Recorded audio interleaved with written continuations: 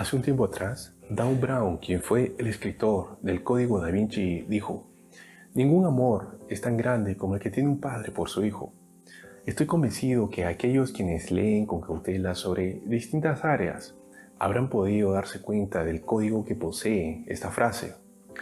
Por otro lado, referido al mensaje superficial de esta expresión de amor entre miembros de la familia, me recuerdo una experiencia que tuve.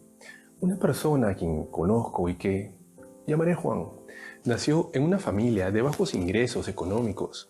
Usualmente, una persona de bajos recursos estaría convencida que ya tiene la suerte echada y que, por lo tanto, si nació pobre, morirá siendo pobre.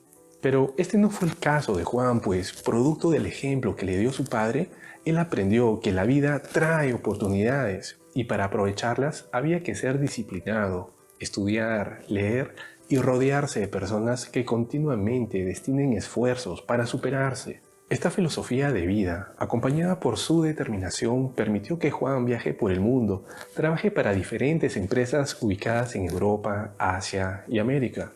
El tiempo le dio la razón a Juan, pues, producto de haber puesto en práctica las enseñanzas de su padre, logró ascender en la estructura social para ubicarse en el nivel socioeconómico medio alto. Las pocas veces que Juan recordaba sus inicios, las enseñanzas de su padre y los resultados de los cuales ya venía disfrutando, se ponía muy feliz y los ojos le brillaban de emoción, sobre todo porque sentía la satisfacción por darle bienestar a su familia, en especial a su hijo. Juan sentía que tenía la responsabilidad de transmitir y arraigar en su hijo las mismas enseñanzas que él aprendió de su padre, para que éstas sean herramientas que le permitan construir su propio bienestar e independencia. Para ello, continuamente buscaba exponer a su hijo ante distintas situaciones que le permitiese aplicar las enseñanzas. Aparentemente Juan estaba haciendo un buen trabajo al transmitir de generación en generación las enseñanzas que le permitieron ascender en la pirámide social, hasta que llegó el tiempo en el que su hijo debió ingresar a la universidad. Si bien Juan tiene un trabajo sumamente bien remunerado, él ya estaba usando el 98% de sus ingresos para darle bienestar a su familia. Ya sabes, cuanto más ganas, más gastas, porque todo te parece más barato, y es que es delicioso cuando absolutamente todo baja de precio. Sin embargo, Juan sabía que el dinero no le alcanzaría para pagar la mensualidad de la universidad privada que quería para su hijo, sin verse obligado a hacer ajustes en el ritmo de vida y patrones de consumo a los que ya tenía acostumbrados a los miembros de su familia, motivo por el cual decidió conseguirse 2 trabajos adicionales y así poder mitigar el fuerte gasto que acarrearía la universidad. Cuando su hijo ingresó a la universidad, Juan estaba chino de risa y con el pecho inflado, a pesar que sabía que hoy en día la globalización ha hecho que el conocimiento se democratice y esté al alcance de cualquiera que tenga acceso a Internet. Sin embargo, Juan confiaba en que los docentes de esta universidad facilitarían la asimilación del conocimiento, de las últimas tendencias de mercado y sobre todo que la universidad le permitiría a su hijo construir una amplia red de contactos que pueda capitalizar luego de haberse graduado. Pero lo planeado no sucedió. Al mes y medio, Juan se enteró que su hijo estaba a punto de desaprobar el primer semestre debido a que andaba con malas juntas que conoció en el salón de clase. Se trataba de muchachos mimados cuyos padres tenían altos ingresos económicos y que habían ingresado a la universidad, pero que aún no habían logrado encontrar un propósito en la vida. Y para empeorar las cosas, Juan sospechaba que su hijo también había caído en los vicios. Para Juan fue una estocada muy dura en el corazón, porque jamás sospechó que ello ocurriría, ya que él destinó tanto tiempo en transmitir sus enseñanzas y dar a su hijo el bienestar que él no tuvo cuando fue adolescente. ¿Qué harías tú si, como Juan, te ves forzado a trabajar en 3 empleos para mantener el nivel de vida de tu familia y pagar los estudios de la universidad de tu hijo? Pero la manera en que tu hijo te retribuye es con malas juntas, no estudiando y haciéndote perder dinero. Sin ningún lugar a duda te dejaría un gran sinsabor. Juan vivió desencajado por varias semanas, preguntándose en qué había fallado. La relación con su hijo se resquebrajó, pero continúa en su lucha por reorientar a su hijo y que pueda entender lo importante que es saber elegir a las amistades, a fin de construir adecuadamente círculos virtuosos que capitalizados generen bienestar. Felizmente, las semanas que vinieron le trajeron la victoria a Juan, pues logró encauzar a su hijo, quien mejoró dramáticamente su rendimiento académico. En su entorno. Esta experiencia de la vida real decidí compartirla contigo para que quede certeza clara del esfuerzo titánico que hace un padre para que su hijo adquiera el conocimiento, experiencia, desarrolle habilidades blandas y construya un círculo virtuoso de contactos que pueda capitalizar a futuro, la cual le permita tener una vida adulta, dichosa y de bienestar. Si tomas como referencia este caso de esfuerzo y lucha realizado por un padre que tan solo pretende que su hijo tenga un futuro mejor, y lo multiplicas por los millones de padres que también están haciendo el mismo esfuerzo dentro de los niveles socioeconómicos en los que actualmente se encuentran, entonces obtendrías como resultado que tienes a casi toda una nación trabajando para crear un mejor país. Pero, ¿qué está pasando? Si millones de padres se están esforzando año a año y este esfuerzo se viene realizando durante décadas, ¿no se supone que al día de hoy todos tendríamos un país justo, donde casi la totalidad de su población gozaría de una buena calidad de vida? Entonces, las preguntas que surgen de manera natural son: ¿por qué tu país sigue en el subdesarrollo? ¿Por qué tu poder adquisitivo cada cierto tiempo se reduce y por ende te haces más pobre? ¿Por qué las nuevas generaciones de jóvenes la tienen más difícil para vivir tranquilos y con salarios decentes? Mira, tu país es como una luna. Tiene dos caras, la cara iluminada y la cara oscura. La cara iluminada de la luna está conformada por el sector privado, el cual está subdividido en 1. Ciudadanos nacionales que arriesgan su dinero ahorrado para crear empresas que les permitan multiplicar su dinero y en consecuencia generan empleos. 2. Empresas extranjeras, usualmente con mayor poder de inversión, que arriesgan su dinero para obtener ganancias desde el nuevo mercado donde operan y en consecuencia generan empleos. 3. Trabajadores independientes e inversionistas pequeños. En la cara oscura de la luna tienes al sector público, que está conformado por el poder ejecutivo, legislativo, judicial, funcionarios públicos, asesores externos de los ministros, consultores, trabajadores de los ministerios, directores, gerentes, administrativos de diversas entidades públicas, alcaldes, entre otros.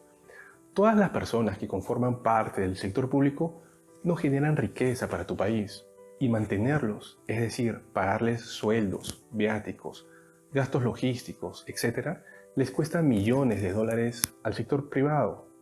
Y lo peor es que aquellos que asumen los cargos vinculados a la toma de decisiones y asignación del presupuesto público se encuentran con millonarias sumas de dinero del cual pueden disponer fácilmente, mientras que el sector privado y los pobres están distraídos en sus actividades del día a día.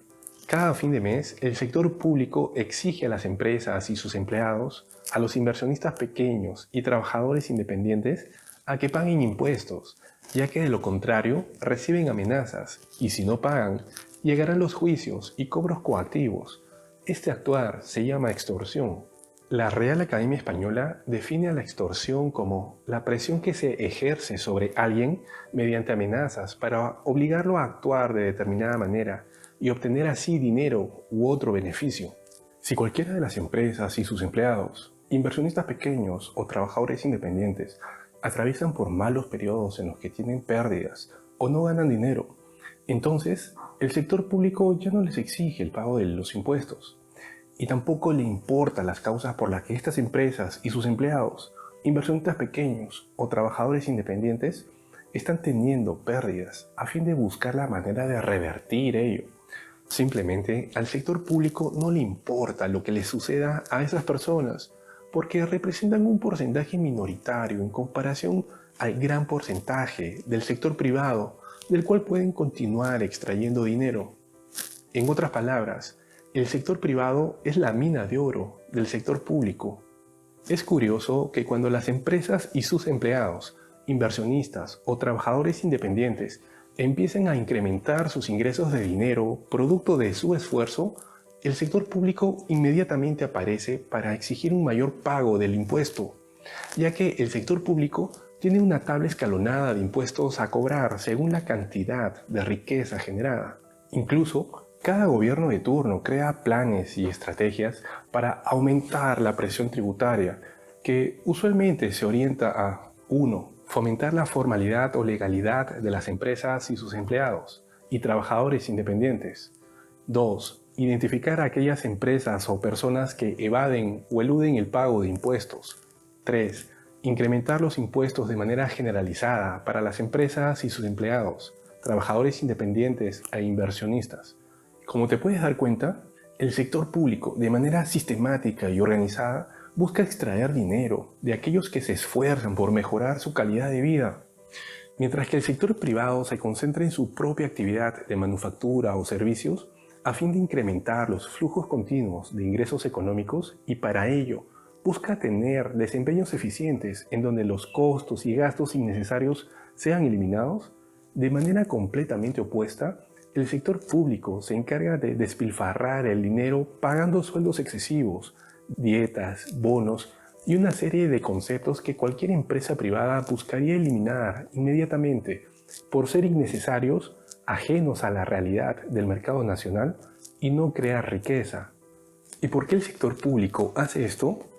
Durante décadas, las evidencias recogidas por los medios periodísticos indican que las personas que llegan a los puestos de toma de decisiones en el sector público encuentran mucho dinero recaudado, el cual no les pertenece y no les ha costado hacer crecer. Por lo tanto, se ponen creativos para despilfarrar ese dinero, contratar amigos o referidos, devolver el favor a personas que apoyaron al partido político durante la campaña electoral, contratar a empresas privadas, nacionales o extranjeras, y que a cambio les den un porcentaje del dinero total del contrato, crear infructuosos programas de desarrollo a fin de justificar su permanencia en el cargo, o mantener expectantes o confundidos al sector privado y a los pobres. La continua mentira que utiliza el sector público para justificar el cobro del dinero al sector privado a través de la creación de nuevos impuestos o mantenerlos altos es que con el dinero recaudado van a destinar esfuerzos para incluir a los pobres en el crecimiento y desarrollo del país. Sin embargo, en la práctica ello nunca ha sucedido y jamás sucederá, ya que es el sector privado quien incorpora a los menos favorecidos para que dejen la pobreza. Para que las personas que están enquistadas en el sector público puedan sustraer el dinero y o despilfarrarlo, necesitan que al menos el 85% de la población entre el sector privado y pobres esté distraída y sobre todo dividida. Las campañas recurrentes y camufladas con distintos matices que les funcionan son pleitos públicos entre políticos, interpretaciones controversiales de la ley, lucha de clases, sexualidad, delincuencia, etc. Si te das cuenta, estas son campañas de nunca acabar, pero tienen a toda la población discutiendo sobre ellas. Estas campañas de distracción, las cuales son amplificadas por los medios de comunicación, generan discordia en la población, cuando en realidad todos deberíamos estar unidos para fiscalizar el uso adecuado del dinero público. El uso adecuado de los millones de dólares recaudados por el sector público debe estar estrictamente enfocado en generar riqueza en el sector privado. Es decir, utilizar cantidades mínimas de dinero para crear plataformas y escenarios en el corto plazo, para que el sector privado crezca e incorpore a los pobres en mejorar su calidad de vida. El sector público busca beneficiarse en el corto plazo y para ello empuja al empobrecimiento a los ciudadanos en el mediano y largo plazo, en especial a los más jóvenes y a los pobres. ¿Tiene sentido lógico que el sector público crezca año a año y que no genere riqueza para tu país? La respuesta es no. Sin embargo, la población que constituye el sector privado y los pobres permiten que esto suceda. Incluso en el extremo de la codicia, el sector público gasta más de lo que puede recaudar, generando así déficit fiscal, que a su vez es incrementado por la administración pública de turno. Ante la población, el sector público tiene dos alternativas para encubrir el despilfarro o sustracción del dinero público, que en realidad le pertenece al sector privado. 1. Incrementar los impuestos. 2. pedir un préstamo millonario en dólares a un organismo internacional. El escenario común en todos los países es el sector privado y los pobres están ocupados con sus asuntos del día a día. Ellos también están saturados por las campañas de distracción propiciadas por el sector público y amplificadas por aquellos medios de comunicación que les importa generar polémica para venderles publicidad en los comerciales. Es rating. En este punto, los medios de comunicación hacen que el sector privado y los pobres quiten la atención en lo que realmente es vital para su futuro: fiscalizar el uso del dinero público. Las personas que ocupan puestos claves en la toma de decisiones en el sector público hacen crecer su sector e incrementan los gastos, al punto que el dinero que extrajeron del sector privado les es insuficiente. Por lo tanto, estas personas, antes de decidir subir los impuestos, porque eso enojaría a la gente que conforma el sector privado y a los pobres, lo cual generarían marchas en las calles, mejor piden un préstamo millonario en dólares a algún organismo internacional.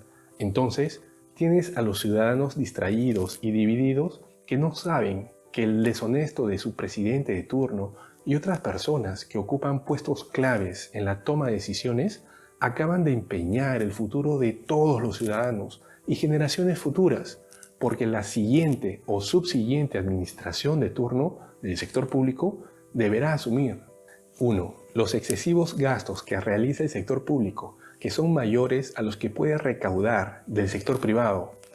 2. Pagar las cuotas e intereses del crédito internacional que heredó de la administración anterior. Por tal motivo, la administración de turno del sector público de tu país preferirá hacer más pobres a los pobres y estrangular a las personas que ya constituyen el sector privado, porque ese préstamo millonario en dólares, del cual también se deben de pagar los intereses, van a ser forzosamente pagados por el sector privado y los pobres. ¿Te das cuenta? Cada cierto tiempo eliges a un presidente que cada año te hace más pobre y le quita las oportunidades y calidad de vida a tus hijos. Crea más impuestos o sube los impuestos. Únicamente reduce la calidad de vida y poder adquisitivo en las personas que conforman el sector privado, a los jóvenes que recién se están abriendo paso para crear su futuro y a los pobres que quieren mejorar su calidad de vida. Ningún gobernante ni persona que ocupe un puesto clave en la toma de decisiones del sector público te dirá que el problema de la pobreza en tu país la genera el mismo sector público, porque gasta más de lo que recibe, sin generar riqueza, al punto que no les queda dinero para afrontar las crisis económicas que el sector privado y los pobres deben encarar en un mundo donde las economías están interrelacionadas. El crecimiento descontrolado del sector público lo pagan todos los que forman parte del sector privado, los jóvenes que recién se incorporan a este y los pobres. La misión honesta de un verdadero presidente y de las personas que ocupan los puestos claves en la toma de decisiones en el sector público es: 1. Reducir el tamaño del sector público. 2. Reducir los gastos del sector público. Y 3. Coordinar continuamente con el sector privado la creación de plataformas y escenarios que faciliten el crecimiento del sector privado, el cual incorpora a los pobres. ¿Cuál es la solución a la pobreza de tu país? Todos los ciudadanos deben exigir la reducción del tamaño y del gasto del sector público y proponer iniciativas de crecimiento a favor del sector privado. Chao.